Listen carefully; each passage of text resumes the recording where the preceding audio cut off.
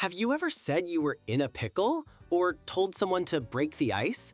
If so, you were speaking Shakespeare. The man didn't just write plays, he practically invented modern English, coining over 1,700 words we still use, from eyeball and gossip to swagger.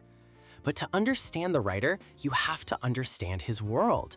Imagine his theater, the Globe. This wasn't a quiet, dark auditorium.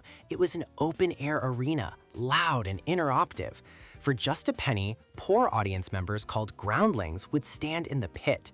If they were bored, they'd let you know, often with rotten vegetables.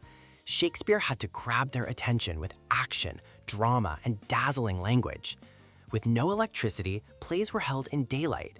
With few props, he relied on word scenery, using an actor's lines to paint a vivid picture in the audience's mind.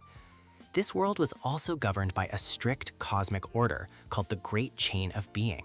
God was at the top, then the king, then nobles, peasants, and so on.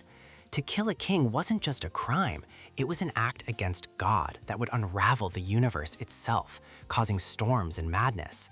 This is why themes of order and chaos are so central to his plays. The stakes were cosmic. To reveal a character's mind, he used the soliloquy, a speech to oneself. To create secrets, he used the aside, a quick remark whispered directly to the audience, breaking the invisible fourth wall. The performance was a conversation between the actors and the crowd. 400 years later, we still see ourselves in his work. He's a mirror for our own love, jealousy, and ambition. He understood that all the world's a stage, and he gave us the words to play our parts.